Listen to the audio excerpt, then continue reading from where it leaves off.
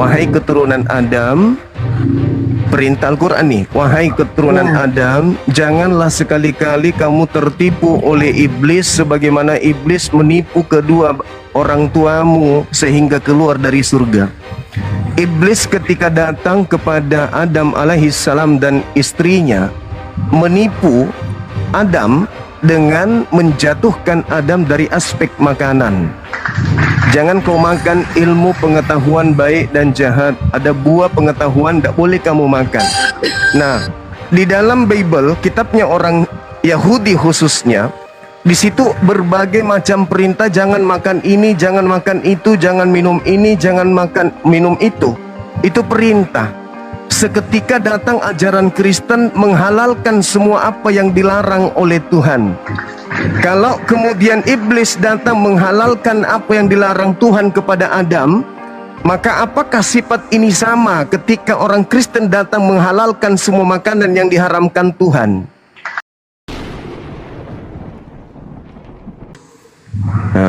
Sudilah kiranya saudara Kristen menjelaskan ke kita kenapa mesti harus menjadi pengikut Kristus gitu loh. Oke, Suma, boleh saya masuk? Ya, silakan perkenalkan diri dulu Ibu. Saya Feme Grace Marinka, Kristen. Jadi saya mau menjelaskan kepada Pak Suma ini tentang dasar kehadiran Yesus di dunia, yaitu dua nubuatan di Taman Eden. Pertama, manusia mengalami kematian tubuh karena sudah terkontaminasi dengan roh jahat Lucifer. Penjelasan Tuhan Yesus kepada perempuan Muslim bahwa buah pengetahuan yang tidak baik di Taman Eden itu bukan buah fisik, itu semacam suntikan roh jahat. Dan Tuhan Yesus menjelaskan bahwa Allah punya dua kuasa, kuasa roh jahat yang pada Lucifer dan kuasa Roh Kudus yang di dalam Yesus. Pada Lucifer adalah kegelapan, pada Yesus Roh Kudus adalah Allah terang. Jadi maka Yesus mati itu karena nubuatan kedua di Taman Eden kepada Lucifer, ular tua jelmaan Lucifer. Turunan dari perempuan inilah yang akan meremukkan kepalamu. Nah, bahwa di sini akan datang penolong. Nah, itulah Yesus mati. Dan penjelasan Tuhan Yesus kepada perempuan Muslim, karena dia bertanya, kenapa engkau disalib? Karena tidak ada manusia yang darahnya suci. Lalu kenapa kau harus mati? Karena kasihku melebihi segala dosa manusia. 3 hari di dalam kematianku, rohku membersihkan dosa-dosa orang mati yang terpenjara di alam maut dalam kekuasaan Lucifer, iblis penguasa alam maut. Dan setelah itu membebaskan mereka mulai dari zaman Adam sampai ke orang-orang Israel yang telah mati karena tidak mampu melaksanakan hukum Taurat secara 100%, sehingga hanya beberapa yang selamat. Jadi Tuhan Yesus juga menjelaskan, katanya ini maulid Allah. Allah bukan fisik, Allah roh. Allah itu rohnya aku, Intan. Jadi kan Maria mengandungkan dari Roh Kudus. Roh Kudus ini begini, Pak Suma. Allah kan bukan hanya berfirman. Allah yang disebut Bapa ini kan bukan hanya berfirman, dia kan punya kuasa. Ketika dia berfirman, kuasa keluar dari dalamnya, yaitu Roh Kudus yang akan bersama firman. Perkataan itu juga kan mengandung kuasa. Jadi kalau dari saya, Roh Kudus, kuasa supranatural atau kuasa spiritualnya keluar, itu dialah yang bikin apa yang keluar dari pikiran Allah, apa yang diinginkan Allah, apa kehendaknya, pun juga yang menyampaikan firman. Maka itu kepada nabi-nabi, Roh Kuduslah yang berbicara untuk menyampaikan firman. Maka itulah yang dibilang, karena dia bersama firman itu, ke dia Allah. Baik, sudah Ibu? Oke. Baik. Terima kasih ya atas penjelasan Ibu. Jadi ada lagi Suma, mengapa Allah memilih Abraham? berikan respon dulu Turunan baru. dari perempuan inilah yang akan meremukkan kepalamu. Jadi Allah menggunakan orang Mesopotamia karena Taman Eden kan di Mesopotamia, di aliri dikelilingi 4 sungai Tigris, Efrat dan Pihon, Gihon. Jadi Allah menggunakan orang Mesopotamia supaya sinkron dengan buatannya kepada ibu turunan dari perempuan dia. Maka Abraham, istrinya Sarah, Mesopotamia, Ishak dengan istrinya Mesopotamia, Yakub dengan 2 istrinya Ibu Mesopotamia. kepanjangan, Jadi, Ibu kepanjangan. Sudah, saya sudah Kepanjangan, Ibu. hanya itu Pak Sumaya. Iya, baik Ibu, baik. Jadi kami sebagai orang yang menjadi objek penginjilan, kemudian kami yang ingin dijadikan sebagai pengikut makhluk yang keluar dari kubur, itu juga memiliki kitab suci bernama Al-Quran yang menerangkan, ya Bani Adam la yaftinannakum syaitan kama akhraja abawaikum minal jannah.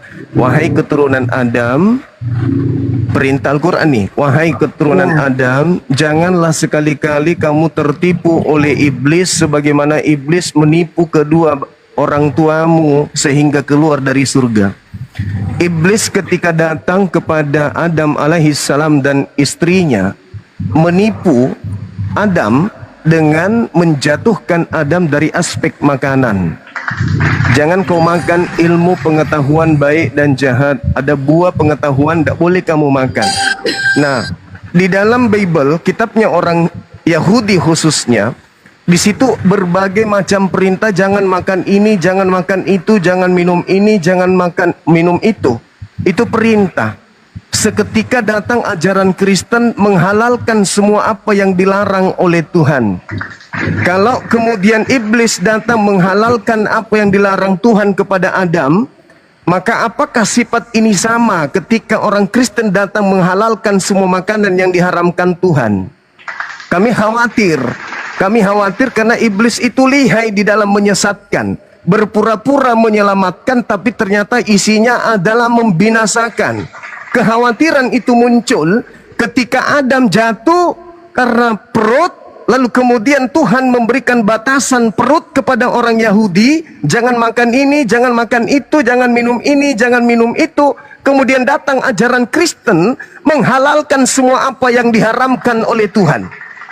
Maka muncul pertanyaan, bedanya Kristen dengan iblis itu apa?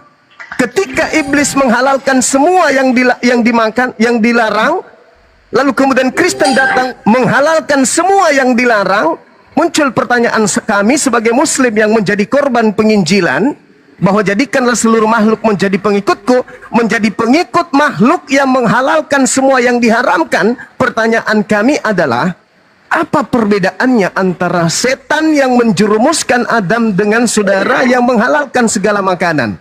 Ingat, kami sekarang ini di Islam tidak boleh makan babi, tidak boleh makan anjing, tidak boleh minum khamar. Ketika kami menjadi pengikut Kristus yang keluar dari kubur, seketika babi menjadi halal, anjing menjadi halal, semua minuman menjadi halal, tidak ada lagi yang diharamkan. Sementara yang kami tahu, hanya iblislah yang menghalalkan segala apa yang dilarang oleh Tuhan. Tolong jelaskan kepada kami, apa perbedaan antara agama Anda dengan iblis yang sama-sama menghalalkan segala apa yang diharamkan Tuhan? Ini pertanyaan, bukan menghujat, bukan menista, sekedar untuk kemudian mendapatkan edukasi ilmu.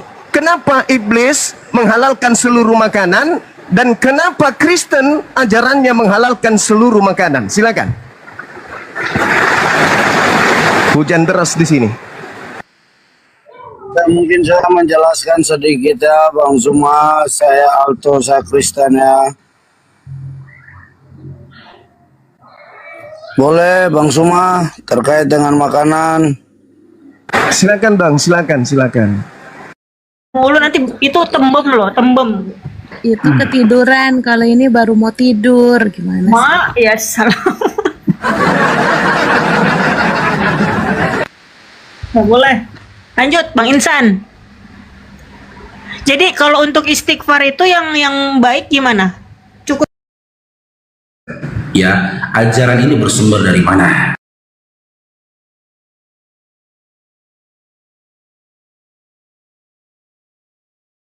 Anda mengetahui informasi yang kau rubah itu adalah dari Bapa di surga. Saya yang bertanya, bukan kau tanya saya.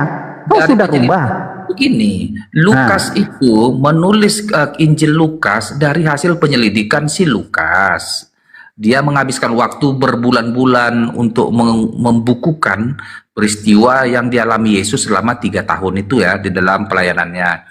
Setelah itu, setelah Lukas membukukannya, lalu Lukas meninggal nih, mati nih Lukas ini. Kan terjadi estafet apostel. Kalau mati, dia kan punya murid lagi. Paulus ini punya murid loh, Petrus punya murid. Murid ini memuridkan lagi. Si murid ini pun melakukan juga penyelidikan kepada ini peristiwa ini juga lagi. Jika di kemudian hari, setelah diterjemahkan ke banyak bahasa di seluruh dunia, ternyata ada terjemahannya itu yang dianggap oleh murid-murid yang setelah kematian para murid yang sebelumnya ini ada kurang cocok, digantilah ini di si Pekien ini jadi si Anu, kayaknya nggak cocok lah si Pekien ini, kayaknya nggak pas karena si Pekien ini pada saat itu nggak begini nggak begitu dengan alasan yang banyak, nggak cocok tuh Pekien itu katanya, kita ganti aja lah menjadi si Anu, ya nggak salah Iya juga. bang, soal menggantikan itu, siapa yang memberikan hak otoritas kepada mereka, itu yang saya tanya. Ya, Siapa Tuhan. yang perintahkan, mana dalilnya? Ya, jadi kalau Tuhan kan mereka kan ditemani Roh Kudus itu. Tuh kan, mana dalilnya bang? Saya tanya, mana perintah Bapak di surga? Ganti itu namanya, Jadi jangan pakaian si Anu, mana? Contoh bang, contoh aku kasih ayat yang paling sederhana, betapa Enggak, jangan kasih ayat yang sederhana. Mana dalilnya perintah jangan Bapak kali di diskusinya, surga? jangan Dengar sebentar dulu aja, ya. saudara. Dulu, Saudara, waktu jangan lari, jangan bercerita. Enggak, Saya tidak santai aja. suka. Kok kayak Dengar, jangan gaya bercerita. tenang aja lah. Kayak macam kau tangkap aku macam ayam goreng. Sabar aja. Fokus Daren. Fokus ya. Di sini aku Pertanyaanku. sama Jimin nggak mau aku kalau kayak gini. Kau gayamu gaya siapa? Tenang aja. Fokus Daren, fokus. Pertanyaan boleh. saya. Tanyalah dia Ya. jawab pertanyaanmu. Pertanyaan saya, di mana dalilnya tertulis di dalam buku Bible Anda itu sebagai pedoman Anda untuk beriman bahwa Bapak memerintahkan di dalam Lukas 18 ya di dalam Lukas 26 nomor 18 dari nama fakir harus dirubah dari si an. Mana dalilnya? Nggak.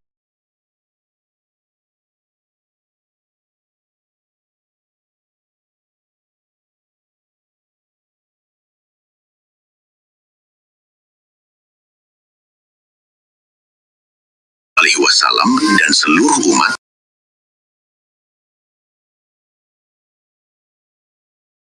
Kemudian Allah turunkan orang mukmin untuk membantu kita. Allah sehat ya, yang dapat membantu membahagiakan istrimu.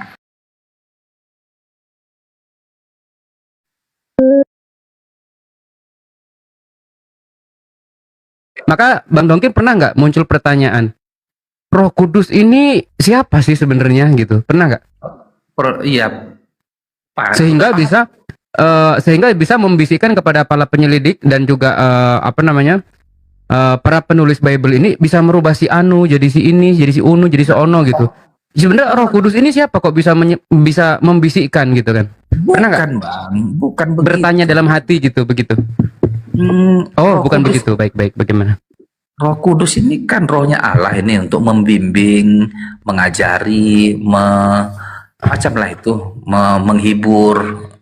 Jadi roh Allah, Roh Kudus ini bisa membimbing manusia atau penulis, bisa menulis suka-sukanya dia, begitu? Oh jangan, agar manusia disulis dengan jiwa zamannya gitu. Begini, Gimana? adalah seorang bernama Lukas ini.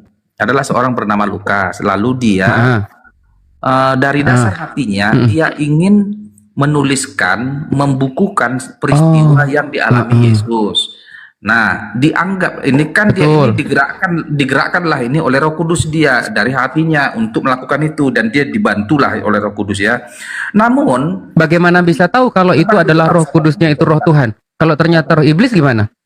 Iya, kalau Oh iya kita iya iya. mengetahui apakah itu roh iblis atau roh Tuhan dari buah-buah hasil buah-buahnya lah. Kalau memang buah-buah daripada Lukas ini lebih condong pada kejahatan, maka itu iblis yang menuntun. Kalau dia buah-buahnya condong pada hal yang baik, yang sesuai dengan firman Tuhan, itu dibimbing oleh Roh Kudus. Jadi Iya, contoh iya, nih Pak, iya. contoh nih ya, perbuatan pula dulu. Aku mau mencuri, gimana? aku mau korupsi. Ini kan negatifnya ini. Korupsi ini kan negatif ini. Apakah aku korupsi ini adalah ya pengajaran Roh Kudus? Ya enggak juga lah. Kalau memang Roh Kudus selalu buah-buah roh adalah kebaikan, kemurahan, sukacita, damai sejahtera. Itulah buah-buah roh. Tetapi roh jahat buah-buahnya Hanya ada mencuri. gurunda di bawah. Mana ada gurunda? Masa? Pak? Mana? Itu katanya naikkan Bang Zuma. Mana? Ada kah? Nggak ada kok. Naik kiamat, Lanjut, naik Bang. kiamat, naik. Bang Donkin lanjut dulu. Ada si Lanjut. kiamat, Mas. Kita dengar si kiamat dulu. Enggak, kau lah dulu. Kau ini kan kau ini guru. Kau itu adalah rabi loh. Rabi Urios bagi orang oten. Diskusi roomnya room cut. Oh iya. Ya udah jangan lari Bang. Fokus dulu kepada saya. Boleh. Kau tanya aku lah. Apa tanya lah aku biar aku jawab. Enggak masalahnya itu. Iya. Yang saya tanya itu tadi pertanyaan saya. Kan katanya diilhami oleh Roh Kudus katanya. Betul, dibimbing. Dalilnya di mana? Dalilnya di mana diilhami oleh Roh Kudus? Di mana dalilnya? Dalilnya mana? Ya kan ada itu tugas roh itu membimbing, mengajari, menghibur, kan ada itu. Di lupa aku di mana Iya, itu tugas dia itu kan tugas dia yang saya tanya. Si Lukas ini diilhami Roh Kudus, mana dalilnya? Kenapa Anda mengatakan? Oh, yang enggak ada lah. Itu kan Lah, keimanan. kenapa Anda mengatakan hal demikian kalau tidak ada? Jadi sekarang ditanya dulu Bang, kutanya dulu Bang. Enggak, jawab dulu itu dulu. Saya tanya. Enggak ada, enggak ada tertulis Lukas diilhami Roh Kudus. Enggak ada. Ya udah dijawab. Berarti itu tafsiran sendiri. Bukan, ya tafsiran lah. Memang begitu. Apostol itu kan diilhami oleh Roh Kudus. Oke, kita ambil kesimpulan ya.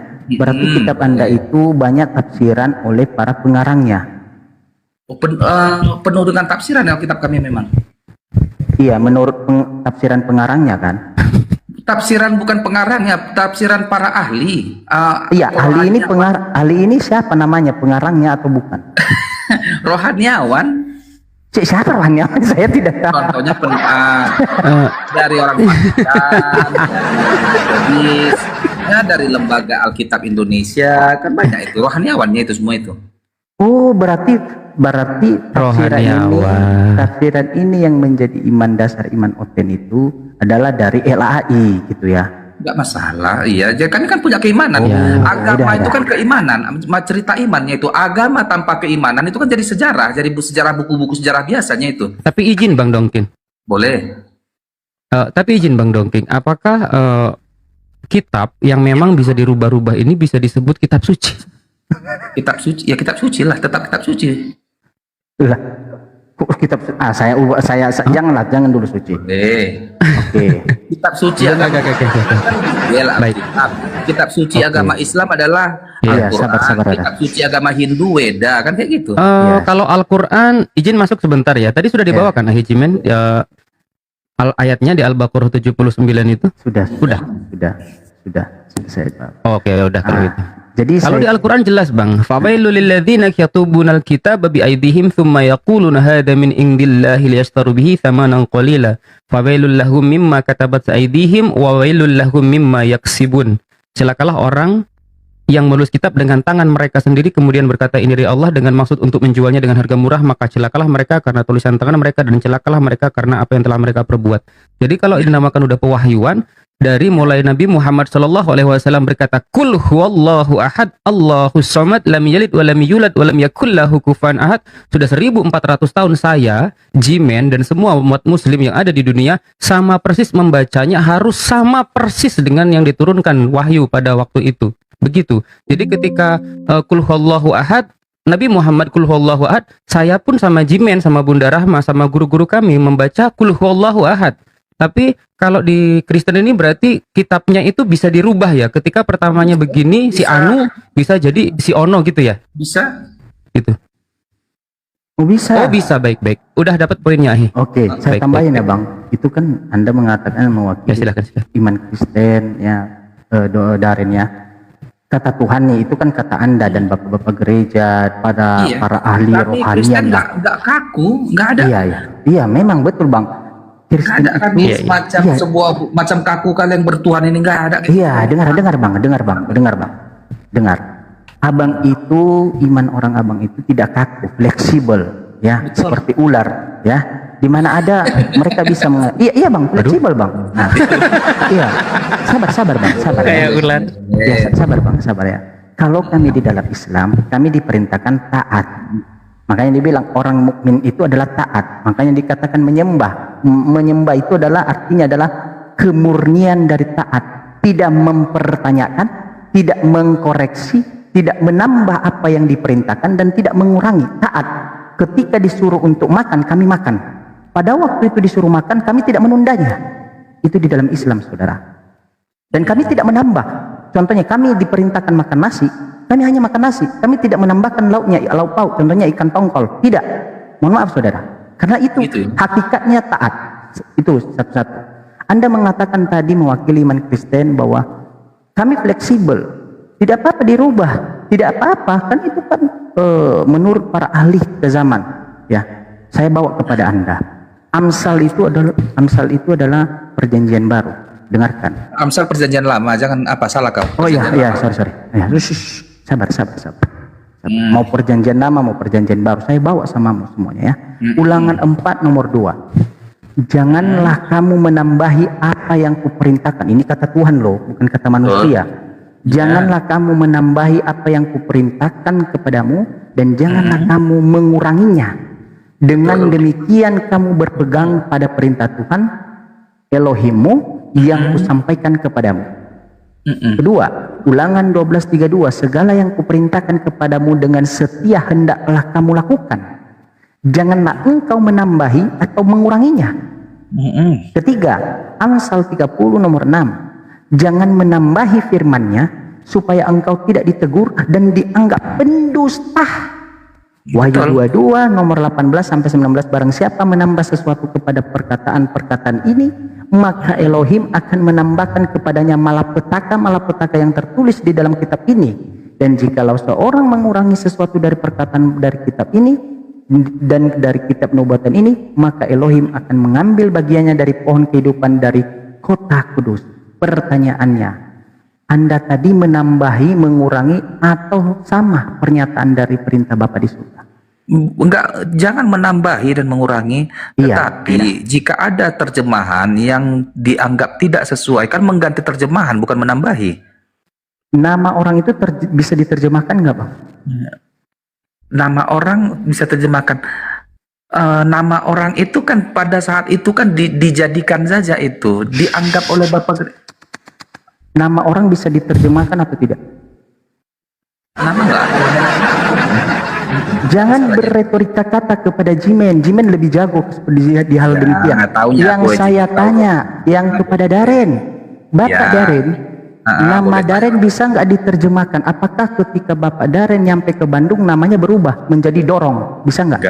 Enggak. Oke, di dalam Lukas 28 tadi namanya itu Pakien, tiba-tiba si Anu itu berubah atau tidak? Berubah. Berarti sesuai nggak dengan pernyataan Bapa di surga bahwa mereka merubah dan ada kan nggak menambahi, berubah aja dia. Kan menggantinya itu bukan menambahi. Di sini tidak boleh merubah Bang. Di mana coba bacakan aja. Diam ya, diam. Boleh. Saya baca pakai telinga lagi. Pelan-pelan Ahi, pelan-pelan. Nggak apa-apa, pelan-pelan kita. Ya. Dengar ya. Ulangan 12 nomor 32. Segala yang kuperintahkan kepadamu dengan setia hendaklah kamu lakukan. Betul. Ya. Janganlah engkau menambahi atau mengurangi. Jangan menambahi katanya Bu. Kan sabar dulu. Salah terjemahan diganti aja. Berarti terjemahan pakaian itu yang diperintahkan Bapak salah ya? Salah terjemahan Bapak itu. Salah. Oh, terjemahan Bapak di surga salah. Salah berarti. Pernyataan Bapak di surga salah. Jadi fakien itu dianggap salah oleh si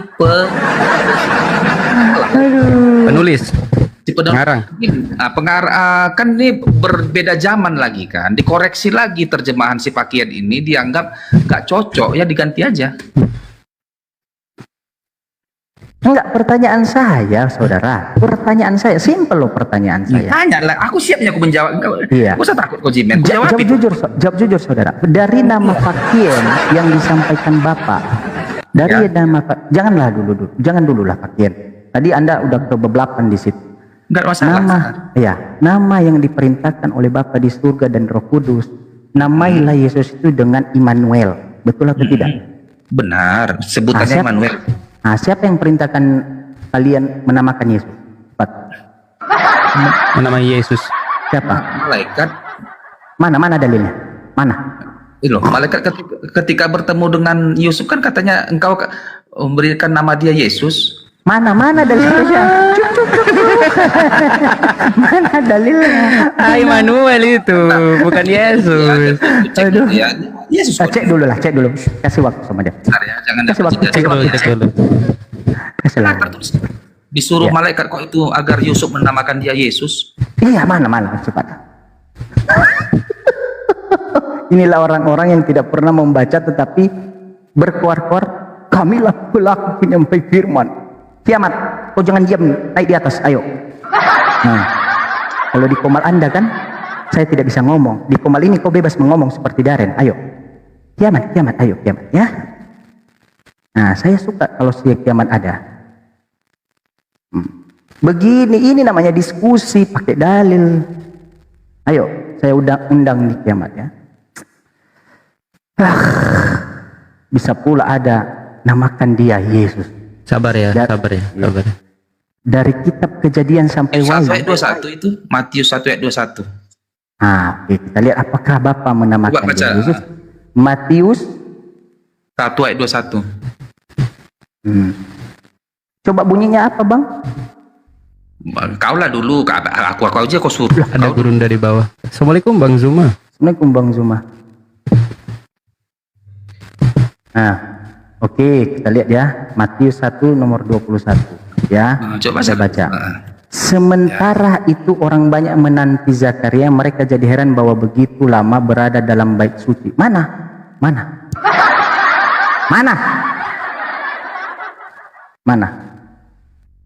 saudara? Kau jangan tipu-tipu saya. Toh tidak ada di sana. Lukas 1 ayat 31. Lukas 1 ayat 31. Lukas 1 ayat 31. Kita baca. Ya. Kita lihat ya. Ya.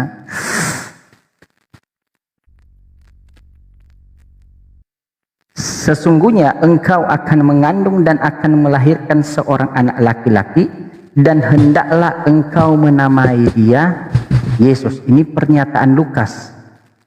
Pernyataan malaikat menamai dia Immanuel. Mana yang harus kita pegang? Sebentar dulu. Kita selesaikan dulu yang tadi. Don Jimen, apakah benar ada tertulis di Alkitab malaikat menyuruh untuk Yesus nama Yesus diberitahukan oleh malaikat, benar kan, Jimen? Roh Kudus. Yaitu benar kan, nama Yesus itu berasal dari benar kan? Bukan aku ngarang-ngarang, itu artinya.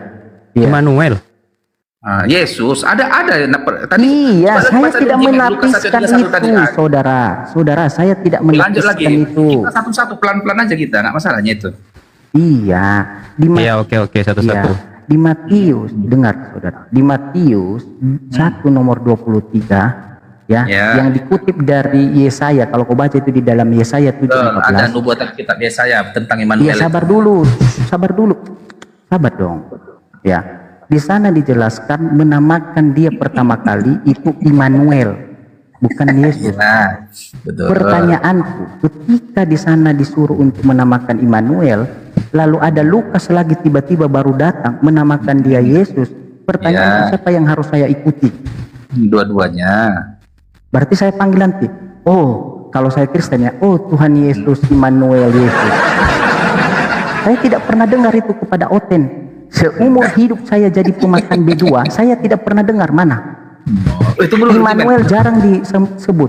Iya, Immanuel itu Immanuel. Ngarang kan? Kenapa? Enggak ada ngarang Ngarang. Ya makanya saya tanya, di mana diajarkan kita berdoa kepada Tuhan yang bernama Immanuel? Enggak apa-apa. Mau kau dengar aku berdoa dengan aku kepada Immanuel? Mau kau dengar? Silahkan. Inilah salah satu denom baru nih. Coba. Enggak apa-apa. Ya Bapakku, Tuhanku. Bapak di surga itu. Telur. Telur. Jadi telur busuk.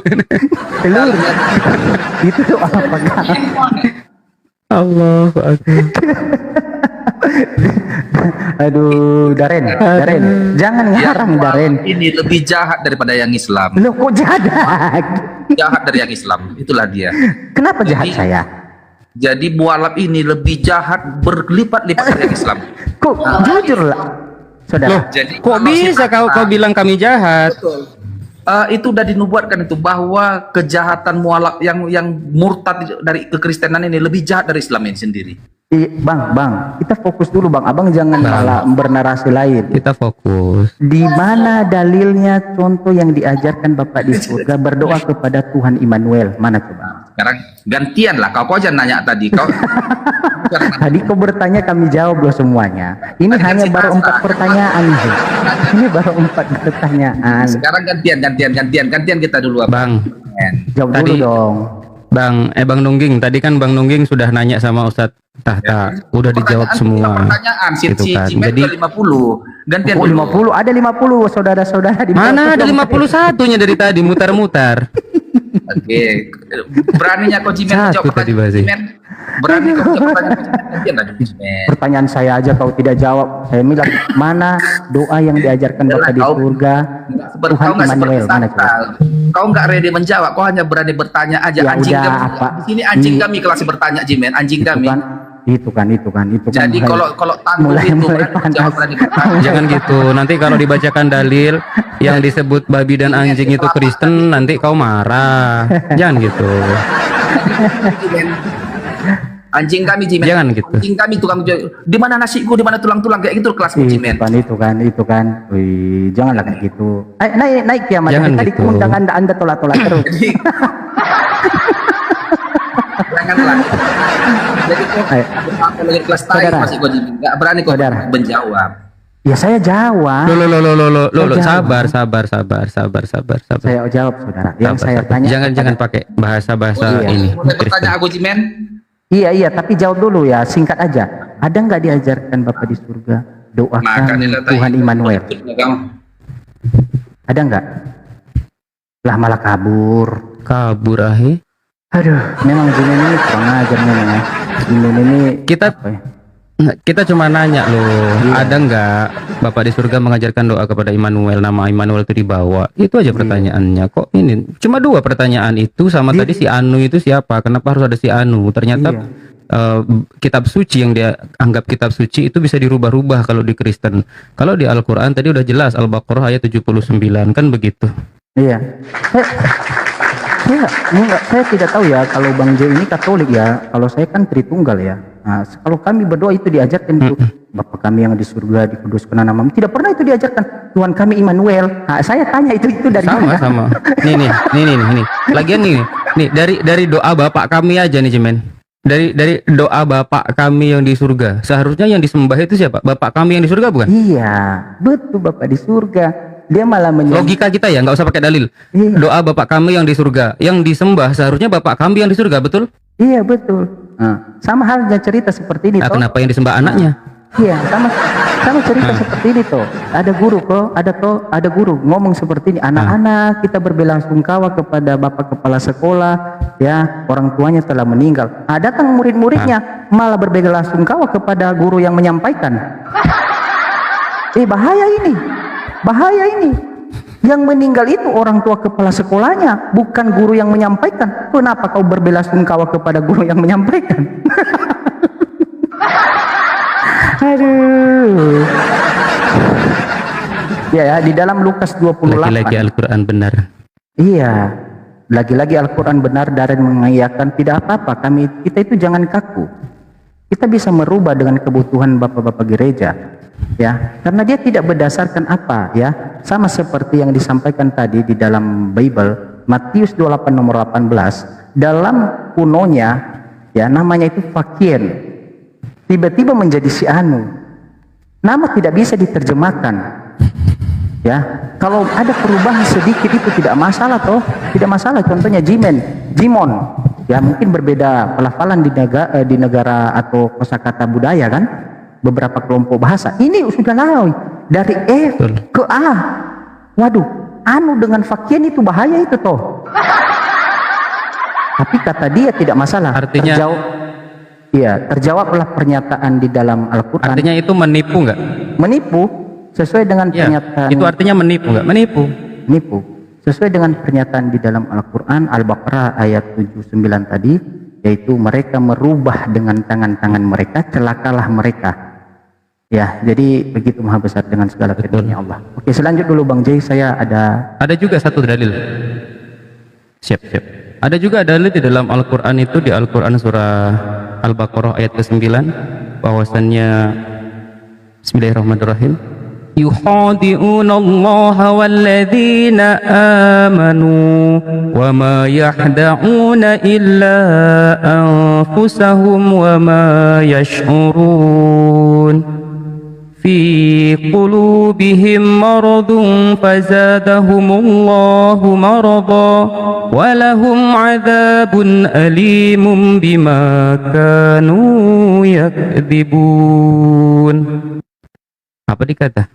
Dikata mereka menipu Allah dan orang-orang yang beriman, padahal mereka hanyalah menipu diri mereka sendiri tanpa mereka sadari. Lalu disebutkan juga di situ, dalam hati mereka itu ada penyakit. Lalu Allah menambah penyakitnya dan mereka mendapat azab yang sangat pedih karena mereka selalu berdusta. Jadi mereka berdusta terus mereka itu. Ditanya apanya jawabannya itu.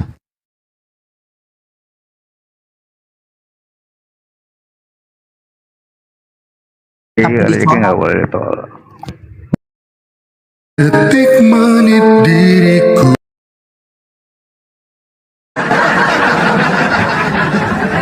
Makanya tadi di awal ini yang saya bukakan, pengertian agama adalah kepercayaan, sistem kepercayaan.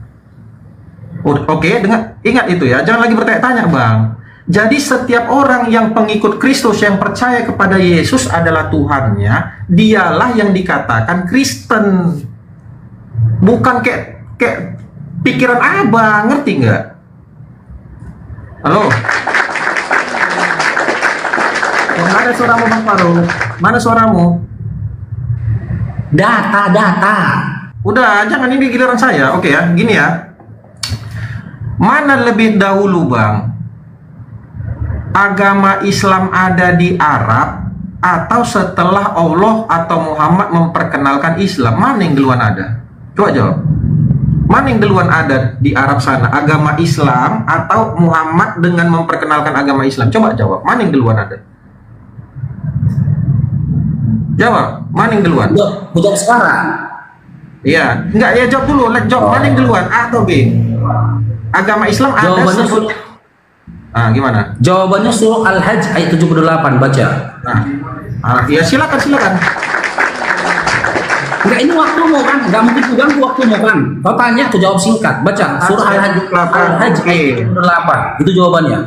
Ketika Islam ditanya, menjawab pakai data. Enggak ada di sini. Saya tanya sama Bang, mana yang duluan ada agama Islam ada di Arab atau Enggak nyambung ini. Itu jawabannya moyangmu, yaitu agama Ibrahim itu. Terus. Oke. Dia telah menamakan kamu orang Muslim sejak dahulu itu. Nah, sejak dahulu. Baik. Berarti agama Islam Allah telah menamai kamu, menyebut kamu Muslim sejak dahulu. Bahkan Ibrahim dikatakan Allah seorang Muslim. Tapi nggak ada data ya, nggak ada data ya di mana mana dikatakan Abraham itu pengikut Kristus ya? Bang, tunggu. Kalau nggak saya persilakan jangan ngomong dulu. Saya kan tanya singkat aja, dah. Oke, saya bertanya sama abang, apakah Muslim sama dengan Islam? Jawab. Muslim itu pelakunya, pribadinya Dinda. Oke? Penyebutan kelompoknya disebut dengan Islam. Gimana sih kamu? Berarti setiap orang yang berserah diri dikatakan Islam. Setiap orang yang berserah diri dikatakan Islam. Menurut Bang berserah diri kepada siapa? Kalau berserah diri pada Yesus mana Muslim katanya? Jangan dipotong lah. Berserah diri kepada Allah. Sabar. Mana ayatnya setiap orang yang berserah diri kepada Allah adalah Muslim? Mana ayatnya? Loh, Al-Hajj nomor 78 tadi. Nggak ada. Di sini ikutilah agama Ibrahim, nenek moyangmu. Oke. Oh, kamu mau penjelasannya? Sebentar, ya silakan buka. Berarti ini waktuku nih. Enggak, nanti abang sambil buka sambil saya jelaskan ya. Ini PR sama Bang Farouk. Ingat pertanyaanku ini nanti. Kalau Islam pertanyaanku berarti nggak dijawab. Sebentar dulu. Kalau Islam ada terlebih dahulu, maka Allah dan Muhammad bukanlah yang memperkenalkan Islam. Itu konsekuensi dari jawaban logis yang pertanyaan yang saya sebutkan tadi. Karena Allah mengatakan agama yang diridhoi Allah adalah Islam. Berarti agama Islam sudah ada terlebih dahulu. Lalu Allah mensahkannya dengan ayat yang tadi. Artinya apa? Berarti Islam bukan diperkenalkan oleh Muhammad dan Allah Subhanahu wa taala. Bukan. Lantas agama Islam itu agama yang mana sekarang ini? Apakah yang kamu peluk atau yang mana? Tetapi ketika agama Islam ada setelah Muhammad memperkenalkan dan Allah mengatakan agama yang diridhoi adalah Islam, maka yang mengatakan agama yang diridhoi adalah Islam itu, apakah itu Tuhan atau manusia? Jawabannya adalah manusia. Karena pengertian agama adalah sekumpulan orang-orang yang percaya kepada Tuhan tertentu. Itu pengertian yang kita buat-buat, Bapak Ru. Yang kita pengertikan kepada orang-orang penyembah Tuhan tertentu. Paham nggak? Maka ayat itu yang mengatakan ayat itu, yang menuliskan itu adalah manusia. Ya udah habis waktunya. Cuma nanya ini. Oke, silakan jawab ya dulu ya. Oke, silakan. Jawab. Aduh. Pantas lah. Iya, pantas lah kalian masih Kristen kalian. Kenapa aku bilang pantas kalian masih Kristen? Kalian gak memahami tentang Islam, apalagi tentang Nabi Muhammad SAW. Jangan pernah kalian berpikir Nabi Muhammad SAW diutus ke dunia ini untuk membawa Islam, jangan. Atau untuk mengarahkan orang-orang menjadi Muslim, jangan. Nabi Muhammad SAW diutus ke dunia ini untuk menyempurnakan akhlak. Kenapa begitu? Karena seluruh para nabi itu Muslim. Makanya dikatakan Allah dalam surah Al-Hajj 78 tadi. Itu Muslim gitu loh. Jangan kau pikir Nabi Muhammad SAW datang ke dunia ini mengajarkan orang supaya jadi Muslim. Bukan. Gitu loh. Nabi kami datang ke dunia ini untuk menyempurnakan akhlak. Gitu loh. Kalau Muslim, Musa sudah mengajarkan Muslim. Ibrahim juga sudah mewasiatkan kepada anak keturunannya. Gitu loh. Bahkan seluruh nabi-nabi dalam surah Ali Imran ayat 102 mengatakan, apa katanya? Janganlah kau mati kecuali dalam keadaan Muslim. Yakub juga mewasiatkan kepada anak keturunannya, janganlah kau mati kecuali dalam keadaan Muslim. Ibrahim juga mewasiatkan kepada anak keturunannya sampai kepada Musa, janganlah kau mati kecuali dalam keadaan Muslim. Tapi Yesus gak pernah mewasiatkan janganlah kau mati kecuali dalam keadaan Kristen. Bahkan Bapak yang mengutus Yesus pun tak pernah mengatakan janganlah kau mati kecuali dalam keadaan Kristen. Musa juga tak pernah mewasiatkan janganlah kau mati kecuali dalam keadaan Kristen. Bahkan dalam Bilangan 34 nomor 8, Musa itu sujud berserah diri kepada siapa? Kepada Allah, bukan kepada Kristus. Yesus, apalagi kepada Kristen.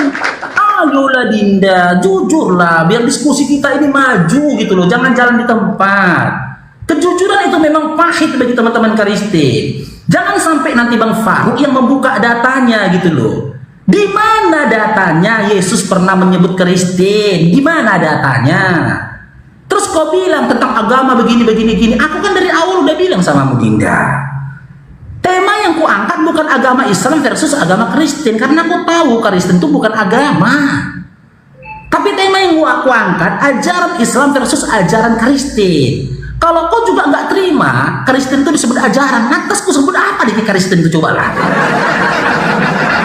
Kan ku bilang ajaran loh, bukan agama. Jangan lagi kau membahas tentang arti kata agama menurut bahasa ini, menurut itu, gitu loh. Menurut pemahaman ini, enggak. Aku kan bilang agama, ajaran. Kalau kau juga menolak ketika aku sebut Kristen itu ajaran, masa aku sebut dengan ormas? Cuma.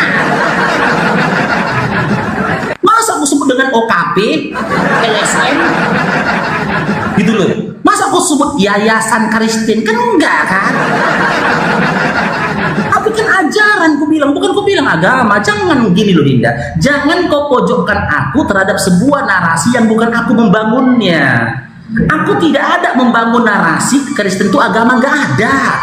Tak perlu lagi kau bantah aku, kau sudutkan aku dengan seakan-akan aku menyebutkan Kristen itu agama. Enggak, ajaran. Makanya aku tanya, ajaran Kristen ini bersumber dari siapa?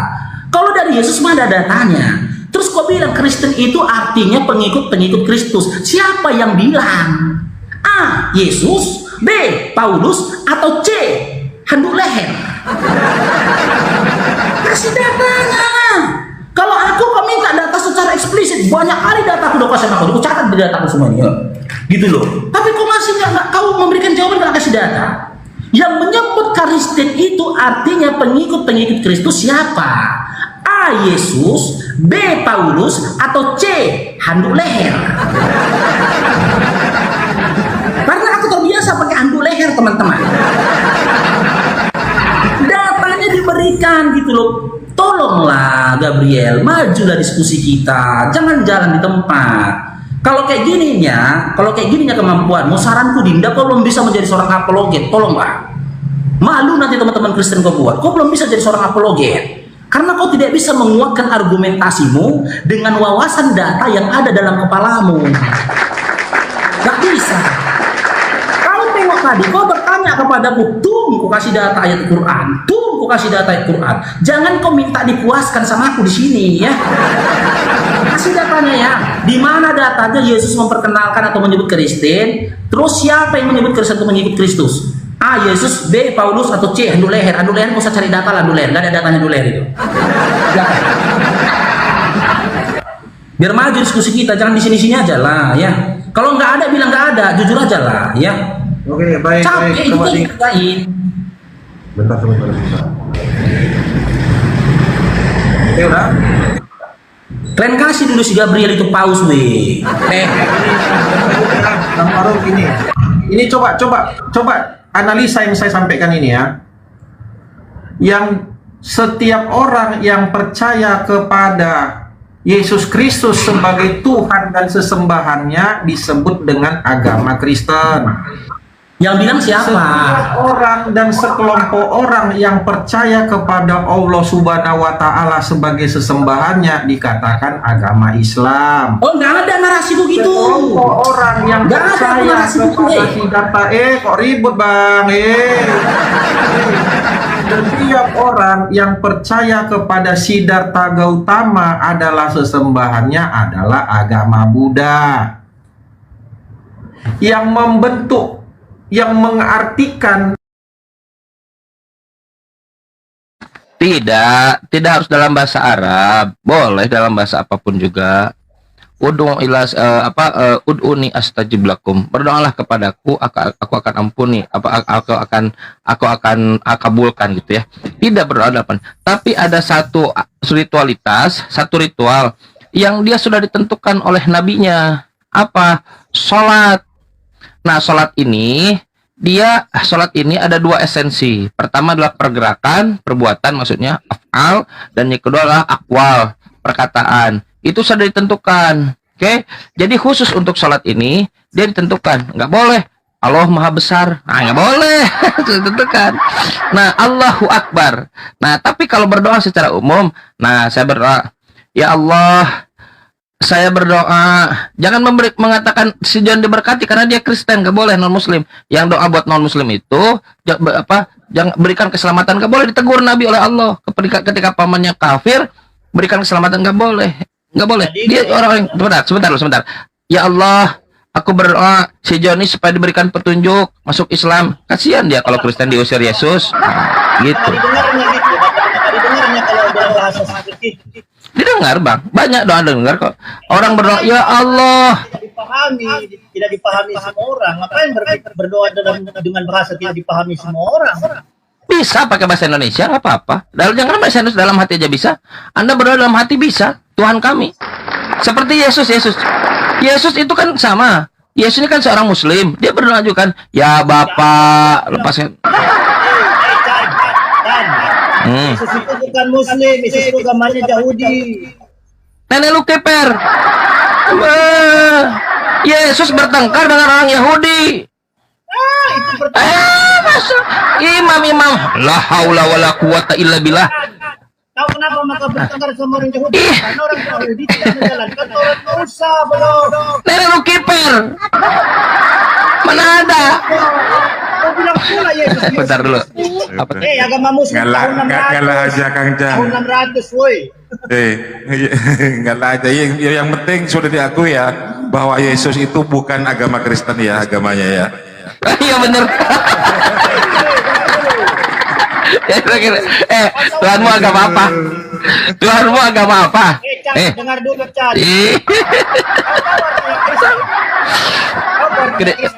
Tahu lah, aku jagonya pengikut Paulus Kristus. Salah kau itu. Nggak ada Paulusnya di situ, nggak ada. Ada 1 Korintus 11 nomor 1 buka. Bentar dulu, ada anak. Itu bukan Injil, Chan. Tahu kau, itu bukan Injil. Nggak paham kau itu. Ya, sambil bantu tetep layar dulu teman-teman. Posting ulang ya. Posting ulang semuanya. Sorry ada anak ya. Korintus itu bukan Injil, Chan. Jangan bodoh. Iya. Memang Korintus kitabnya Yesus. Lalu apa? Lalu apa? Kalau bukan Injil apa? Apa? Korintus itu surat kisah para rasul, bukan Injil. Kau bilang pula Korintus Injil. Oke, jadi buku surat-surat Paulus bukan Injil ya? Bukan. Mantap. Bagus. Abang jujur. Iya, kalau abang jujur, iya. Kalau abang jujur pasti pipisnya berkulup ya. Tahu. Terus oke, baik. Sekarang kalau surat-surat Paulus itu bukan Injil. Nah, Anda Pak John nanti buka Markus 1 nomor 14. Saat itu Yesus memberitakan Injil Allah. Nah, di mana Injil Allah yang diberitakan Yesus? Jangan hanya Markus 1 ayat 14. Mulai Markus 1 ayat 1 sampai 30 baca. Nah, silakan baca. Di mana Injil Allah yang diberitakan Yesus? Yohanes 20 nomor 1. Yesus memberitakan Injil Allah. Jangan nomor 1. Ya, silahkan. Di mana Injil Allah yang diberitakan Yesus? Itulah kalau ajaran cara Kalau Matius, Markus, Lukas, Yohanes Injil bukan? Itu ajaran cipla-cipla, makanya kan. Oh, begitu. Jadi betul ya. Kalau surat Paulus bukan Injil, Markus, Yohanes, Lukas itu ajaran ciplak-ciplak. Sekarang gini aja biar tahu kau. Jangan kau bikin efeknya, biar dengar kau dulu. Jangan bikin efeknya. Kau bilang Yesus itu beragama Muslim. Muslim aja ada tahun 600. Oh enggak, itu salah. Enggak, saya Kamu yang salah. Baik. Anda buka nanti, Bapak buka Bible, Bapak buka Yeremia 29 nomor 11. Apa katanya? Bahwa Tuhan akan mengadakan agama Islam. Coba buka. Sepertinya Abang tidak tahu Bible. Tuhan akan mendatangkan agama Islam. Satu, itu dari Nabi Yeremia. Nah, sekarang sebentar dulu. Saya sedang jawab dulu. Iya, santai dulu. Santai lu. Nah, Bapak buka juga, Pak John buka. Kan Anda tanya saya jawab dong. Bisa saya jawab? Bisa saya jawab yang tadi satu-satu dong, satu-satu. Gantian John. Kan tadi Anda nanya, yang tadi dulu selesaikan saya jawab. Bagaimana Anda Tapi Anda kan tadi nanya, saya jawab dulu yang itu. Bagaimana belum selesai Anda sudah masuk ke pertanyaan yang lain? Bagaimana ceritanya? Bisa saya selesaikan dulu, bisa. Karena masalahnya itu Muslim bilang. Ini mau saya buktikan kalau Muslim Islam itu dia itu lahir tahun berapa? Ya, saya buktikan sekarang Islam itu bukan dibawa oleh Nabi Muhammad. Itu bukan jawaban Nabi Muhammad lahir tahun berapa. Islam itu ajaran Muhammad loh. Islam itu ajaran Yesus. Ajaran Yesus. Yes. Yohanes pasal 14 nomor 27. Apa kata Yesus? Islam kuberikan kepadamu. Islam kutinggalkan kepadamu. Itu kata Yesus. Kalian pengen jadi Kristen ya? Loh, Islam ngapain jadi Kristen? Yesus tak pernah kenal Kristen, Yesus kenal Islam. Kalian mau ganti nabi kalian? Nggak boleh. Kenapa kau tidak mulai dengan melihat datanya? Yohanes pasal 14:27, Yeremia 29 nomor 11. Muslim itu ajaran Muhammad. Jangan dipelok-belokkan. Dah selesai. Teman-teman sekalian, yang perlu diluruskan adalah satu. Islam itu, Nabi Muhammad itu, Islam itu ada bukan zaman Nabi Muhammad. Yang ada zaman Nabi Muhammad itu adalah Nabi Muhammad itu sendiri dan Al-Quran. Sedangkan Islam ada jauh sebelum Nabi Muhammad. Tahu dari mana? Dari Quran sendiri. Wa id qala lahu rabbuhu. Dan ingatlah ketika Tuhannya Abraham. Itu berbicara terkait Ibrahim. Dan ingatlah ketika Tuhannya Ibrahim berkata kepada Ibrahim, aslim, text by text, berislamlah. Apa kata Nabi Ibrahim? Aslamtu li rabbil alamin. Aku berislam kepada Tuhan semesta alam. Nabi Ibrahim. Lanjut lagi. Tadi saya sudah kemukakan datanya dalam Yeremia 29 nomor 11, Yohanes pasal 14 nomor 27. Nah, sekarang dalam Quran, apa kata Nabi Ibrahim? Wa wasabiha Rabbana waj'alna muslimaini lak. Ya Allah, ya Tuhan kami, jadikanlah kami berdua, maksudnya Abraham dan Ismail, wa ij'al Ibrahim wa Ismaila qawaida minal bait muslimaina lak, berdua orang muslim, wa min zurriyatina, dan keturunan kami juga muslim. Seperti Roji. Bisa kan? Jelas ada.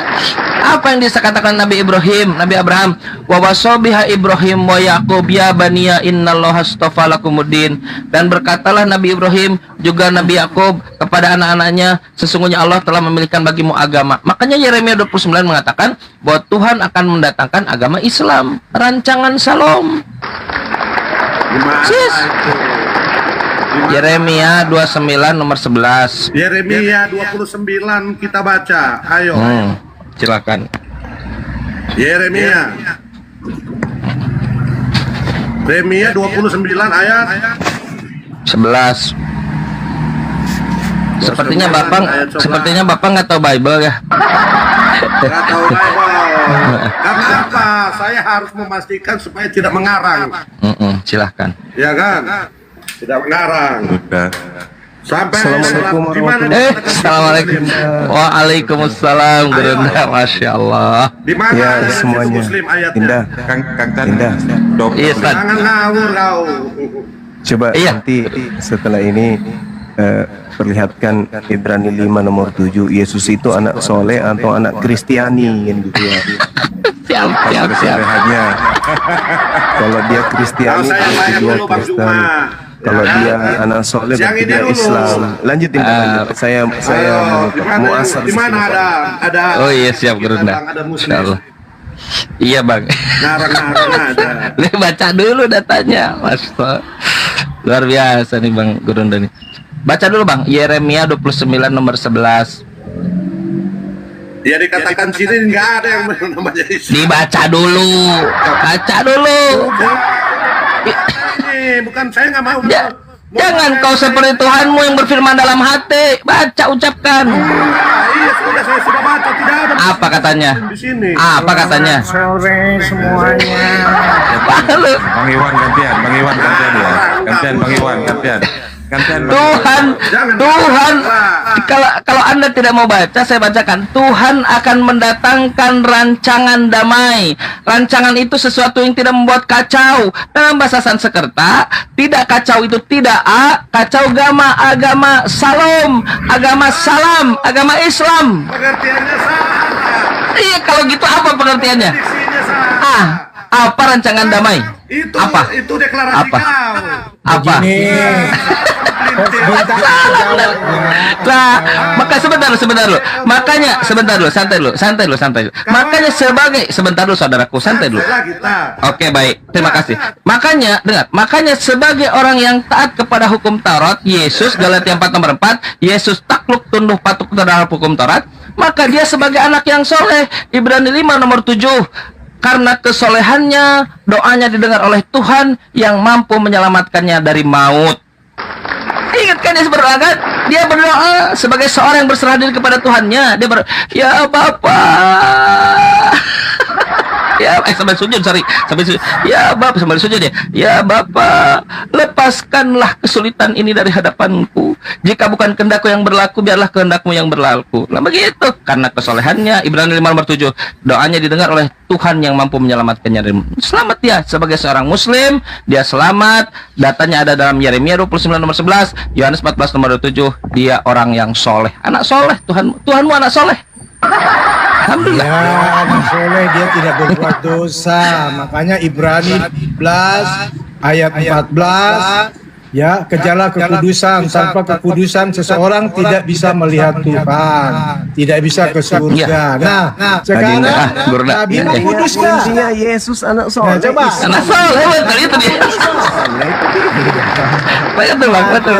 Anak soleh, mau lari kemana? Anak soleh, anak kudus. Nah, sekarang Nabi mau. Ya udah bang, sepakat. Anak soleh. Pertanyaannya, Yesus itu anak Kristiani atau anak soleh? Itu dulu. Itu dong. Dan kalau Anda berbicara mengenai kudus, berarti dia harus sunat, dia harus mandi wajib, dia harus mandi tahir, dia harus membasuh kaki, membasuh wajah, membasuh tangan, lepaskan sepatu, begitu masuk dalam bait suci. Itu yang namanya kudus. 2 Petrus 2 ayat 1. Dan di dalam tidak tubuhnya berbuat dosa, tidak ada tipu anjing, tidak ada dalam tidak ada mulutnya. babi, Nah, tidak ada khamar. Itu baru kudus. Kalau makan babi mati. coba, Nabi mu ada nggak di Quran? Kan dia anak soleh. Yesus itu anak soleh sama seperti kita. Lanjut. Ya coba, dia kudus. 2 Petrus 2 ayat 1. Nah, Nabi mu kudus nggak? Kemiut Kang Chan. Oh sorry. Pertanyaan tetap sama teman-teman sana. Pertanyaannya, Yesus ini udah bling. Oh sebentar saya ganti dulu.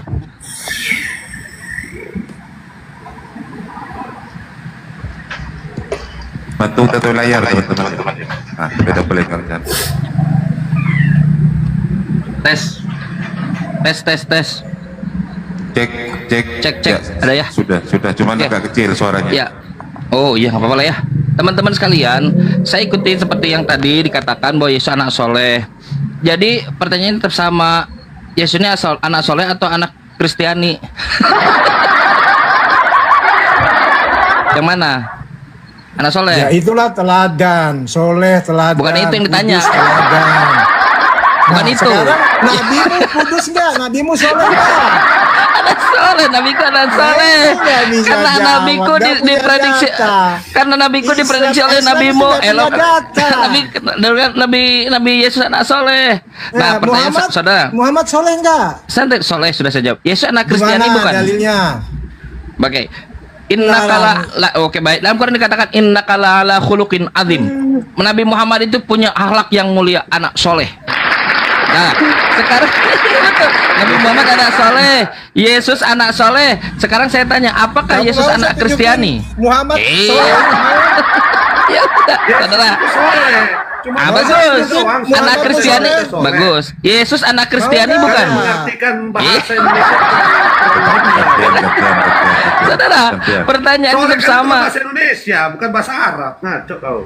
Sejak kapan? Oke, udah. Soalnya itu bahasa Arab.